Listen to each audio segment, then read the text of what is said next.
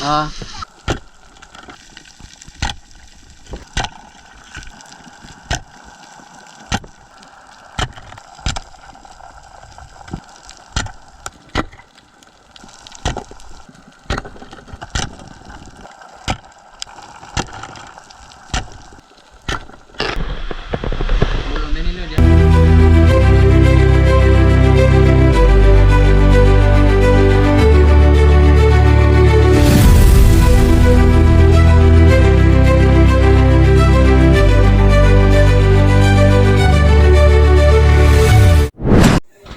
What's up mga kasuper?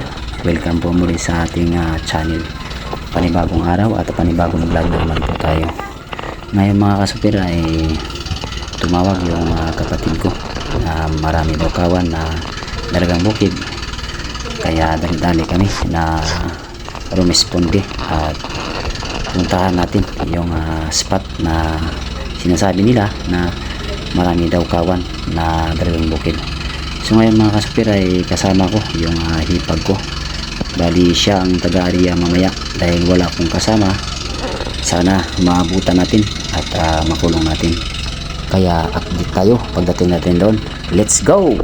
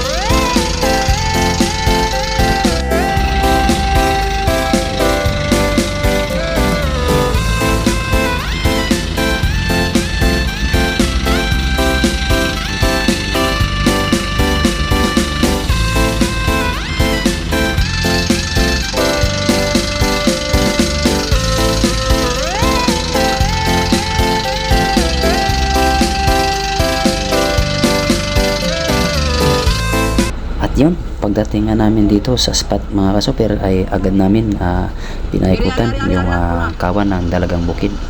At ito, nag-area na tayo. At tingnan nyo mga kasuper, yung taga-area natin ay isang babae yan mga kasuper. Talagang napakagaling mag-area ng lambat. Ayan mabigat yung mga pamato niyan, ngunit kinaya niya kahit medyo mabilis yung takbo natin. Totoo pala ang sinabi ng kapatid ko na marunong pala mag-arya itong asawa niya. Tawar. Sunduan natin. At nang makatapos nga kami na magkulong mga kasuper ay sinorbe namin sa loob. Ngunit napakarami pang dalagang bukid. Kaya nag-decide kami na paabutan namin ng gabi at saka bulubugin namin gamit yung flashlight para matakot sila hanggang sa bumangga sila sa lambat para madagdagan yung huli natin kasi kaunti pa lang yung huli natin. At ito mga kasuper at dumilim na, kaya habang binubulabog ko nagdala ko ng pana mga kasuper at saka namana para kung mayroon tayong makita na isda ay papanahin natin. At hindi nga tayo nagkamali, mayroon tayong nakita sa ilalim ng bato na isang snapper, kaya binanata na natin. Good size na ito mga kasuper. Ito yung unang isda natin, isang patambak kung tawagin dito sa amin.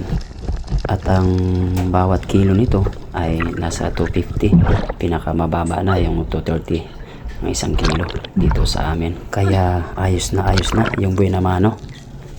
At ito, pangalawang sisid natin. Naghahanap tayo ng mapapana natin habang tayo ay nagbubulabog sa mga isda para mahuli sa lambat. At yun, mayroon tayong nakita sa unahan na isang dalagang bukid, ngunit mayroong nag-isturbo sa atin na isang danggit. Ngunit ang pinili ko mga kasupir ay isang dalagang bukid at yun, sapul. At yun, sumisid tayo muli sa ikatlong sisid natin. Nag-iilaw tayo, binubulabog natin yung mga isda dito sa loob, tapos yung hindi mahuli ng lambat ay papanain natin. At yun, may nakita tayong dalagang bukid at tinira natin, sapul. Gumiwang-giwang lang mga kasupir. Ito na yung pang-tatlong isda natin mga kasupir, dalagang bukid pa rin, ayos. At ito, pang-apat na sisid mga kasupir. Dito lang sa ilalim natin yung dalagang bukid. At padahan-dahan lang yung pagtakbo niya. At tinira ko, ayun, sapul. Kaya hindi sila tumatakbo ng mabilis mga kasupir, ay alam kasi nila na mayroong lambat, nasa loob sila ng lambat, kaya pahinay-hinay lang yung takbo nila. Kapag mabilis yung takbo nila, sure na sa sobrang mabilis ay doon sila sa lambat magbangga. Kaya madali lang natin sila napapana dahil dito lang sa loob paikot-ikot. At yun, sisid tayong muli sa ikalimang pagkakataon. At mayroon tayong nakita na isang snapper o patambak kung tawagin dito sa amin. Kaya tinira ko na at hindi siya nakagalaw, sapul. Tamang-tama ito, pangdagdag to sa nakuha natin sa unang isda natin na patambak, dahil nasa 230 to 250 yung isang kilo nito dito sa amin.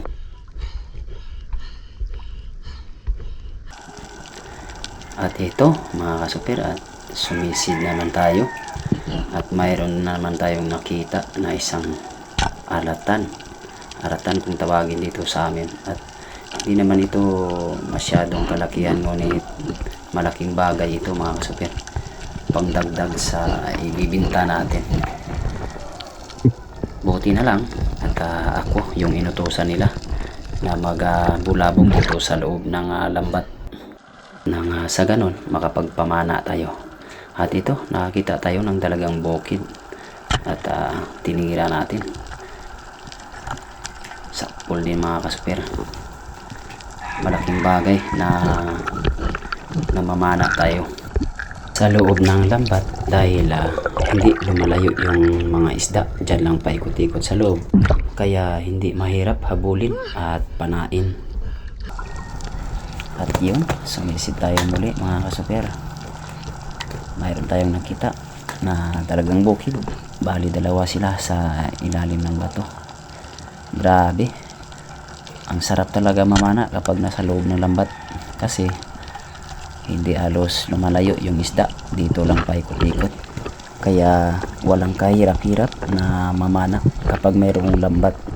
Kaya sa bawat sisid mo ay walang mintis, talagang makakapana ka. At nang binalikan ko yung bato kanina na kung saan nakakita tayo ng dalawang dalagang bukid, pagbalik ko, dyan pa rin siya mga kasupir, at paikot-ikot lang sa loob. Ibig sabihin ay hindi talaga umalis yung isda dyan at hindi lumalabas, dahil nga mayroong lambat. Kasi dito sa gilid yan ng bato, ayan o, mayroong lambat, mayroong panghuli. Siguro natakot siya na lumabas at baka bumangga siya sa lambat, ngunit hindi pa rin siya nakaligtas dahil mayroon tayong pana.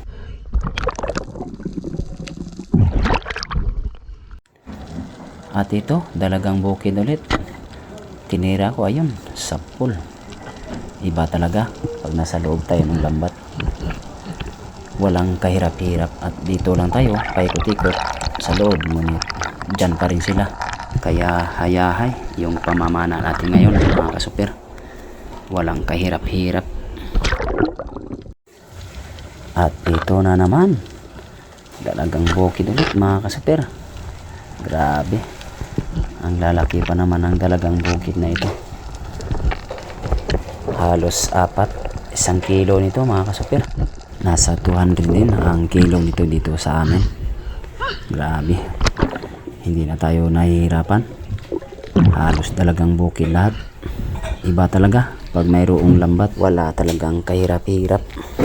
Sulit yung pamamana natin sa gabing ito. At yun, pagsisid natin, mayroon kagad tayong nakita na isang malaking dalagang bukid. At ito, tinira ko na. Ayun, sa pool. Grabe talaga mga kasuper. Kapag nasa loob lang tayo ng lambat na mamana, talagang walang kahirap-hirap.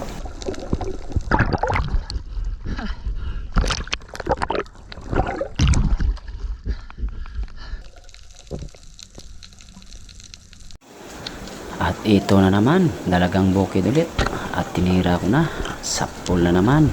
May wanggiwang lang mga kasuper.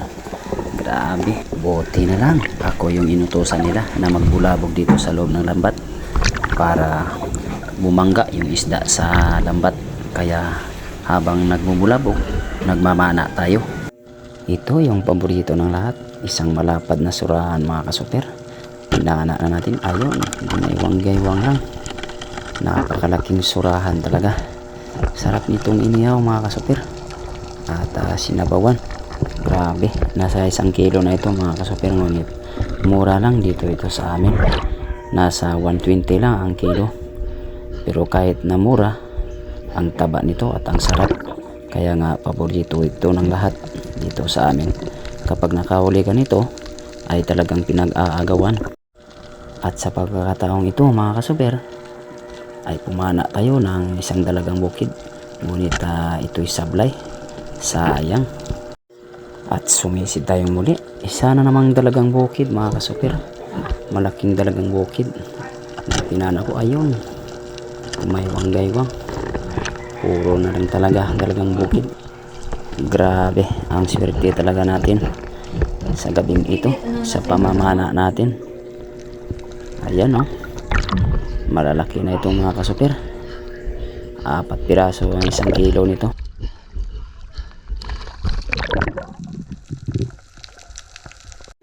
At ito, sumisid na naman tayo. Naghahanap tayo na baka mayroon namang ibang isda na ating mapana. Ngunit isa pa rin talagang bukid yung nakita natin sa unahan. At ito, pinana natin yun, sapol. Dalagang bukid ulit. Ito na lang lagi ang nahuhuli natin. Baka mamaya meron tayong mahuling iba. Grabe, ito siguro yung tinatawag na mundo ng mga dalagang bukid.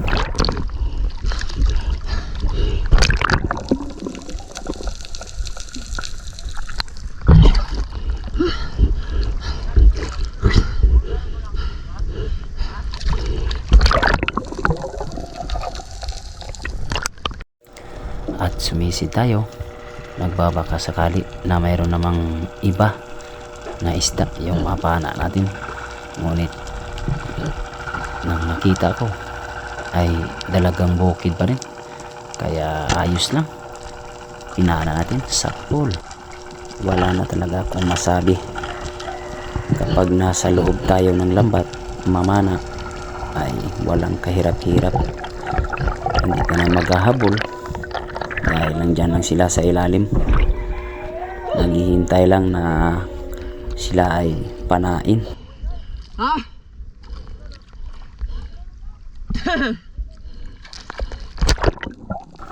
At yun mga kasuper, at sumisid tayo. Naghahanap tayo ng ibang isda na pwede natin mapana. At ito, isang samaral na nakahiga lang. Ayan ang ganda ng kanyang posisyon. At ito, pinana na natin sa pool. Grabe, napakalapad nitong isda na ito. Malapit na itong mag 1 kilo. Nasa 250 din ang kilo nito mga kasuper. Napakasarap nito sa sinabawan. Nakapana din tayo ng ibang isda kasi puro na lang dalagang bukid.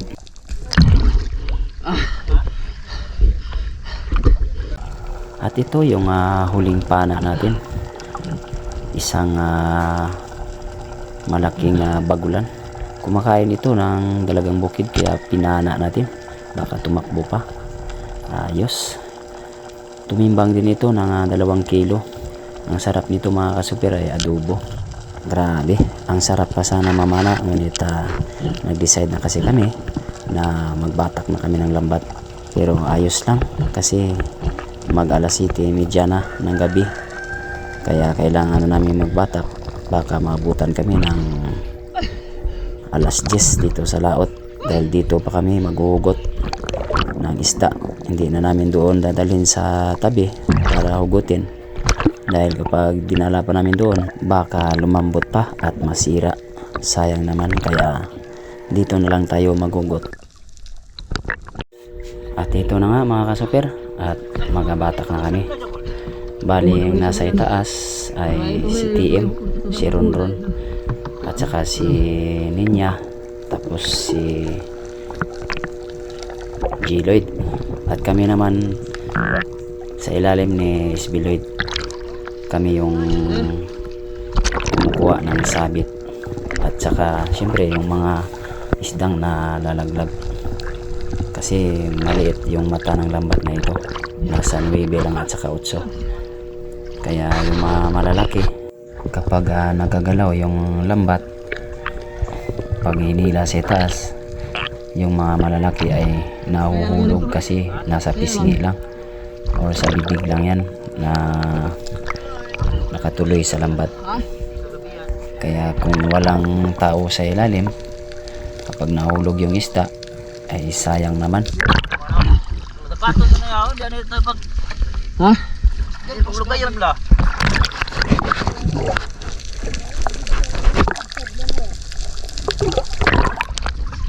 Tapos baru nusun ngira 3 sa 3 tabunan. Jenis isda ito lagi tas pintu dilaga isda to. Selawod di gerna no, tabunan.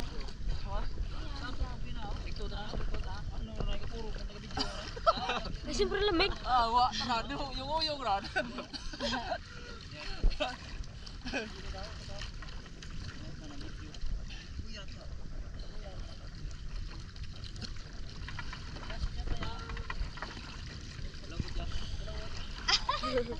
Sa kaluya nga video ay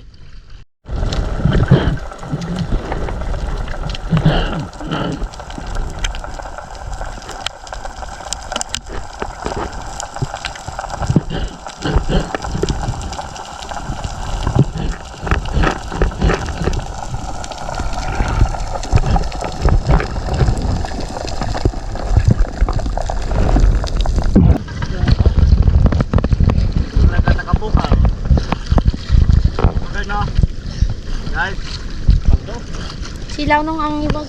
silaw. Oh. Dan.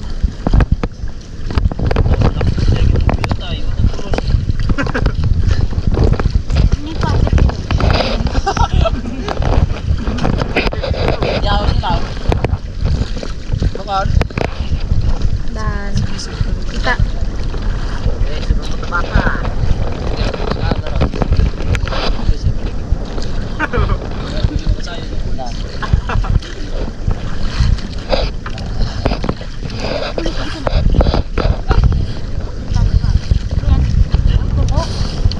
Kisig-kisig pa may magda istorya. Hotel. Pulis nga dahil wala ko tayo. Jopong ko. Ano mo naman na? Ay pulis ay. Di may tao. Jopong ko. Kung nakulima sa nabalay, takop si kaya.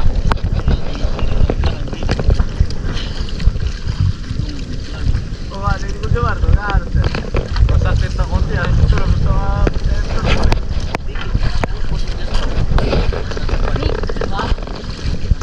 May mga lamat. Jadi nas. Nas.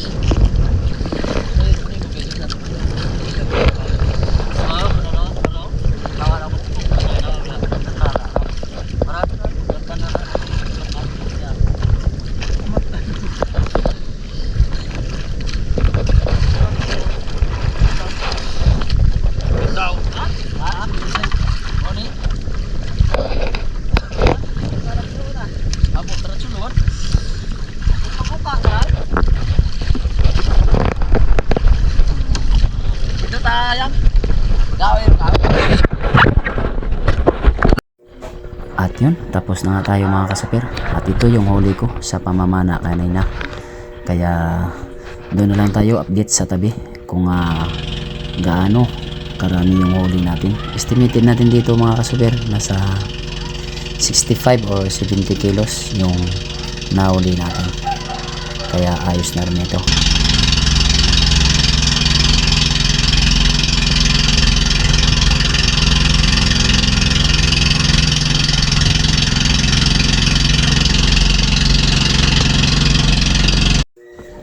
At yun, nandito na nga tayo sa tabi. At ito, yung huli natin.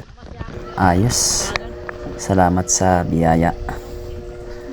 Kahit na ito lang karami ito, malaking bagay ito para sa amin. Mayroon tayong panggasolina bukas, pang ulam, at syempre, pang bigas. At ito na nga, at nilalagay na ni TM sa styro.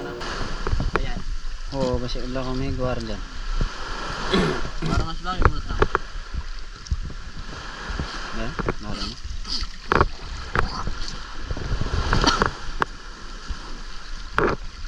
Gusto ko na magpalawod. Pag magbuol dayon at sirudlan, di aran dayon yung pukusan mo. O kayon mo lagi bala. Surahan. Kuha di matguantis karna eh. Tunok ternay. Nami may guantis no.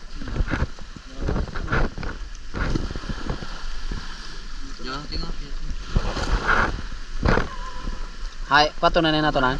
Ha? Patunay na nato. Patunay na ton. Dewa ka mo tem. Videoan ta ka mo tem. Abang gakuan. Grabe. Tira pa dito. May isang box pa ito. Masyado yung kuha natin. Gi, fire.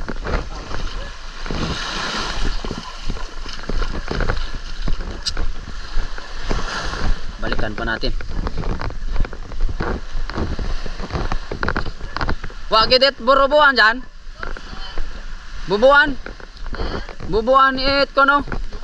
Turda. Ay amam lada ni ranggaw. Ranggaw arno. Kasa. Arno mlada. Was be.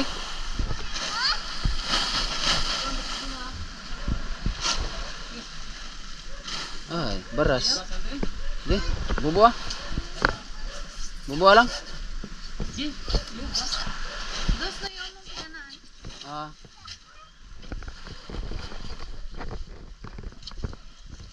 Ayos.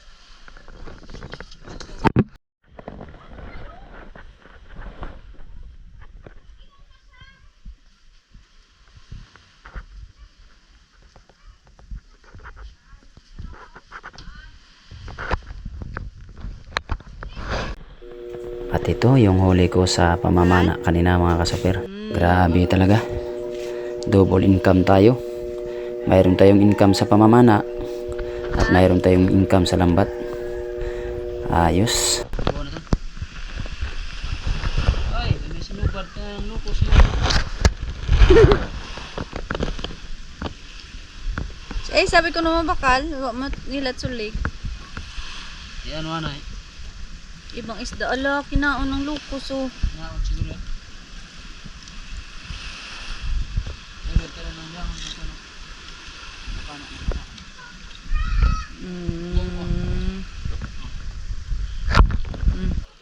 At ito, magsimula na tayo magtimbang.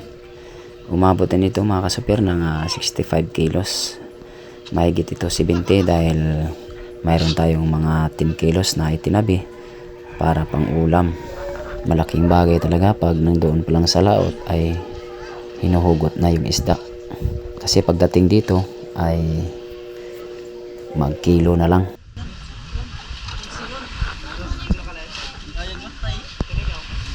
Tayo dito, biran ninyo. Para magkasa ng mga mitalas.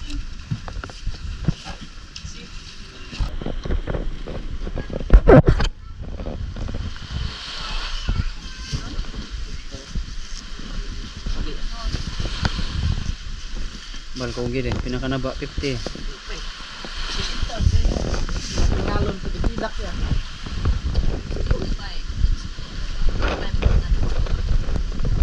Di ba?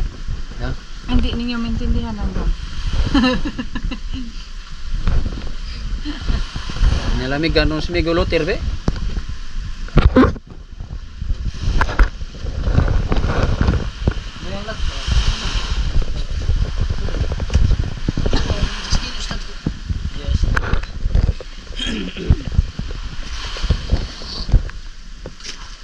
Nakakabayro ng lagko, di ba?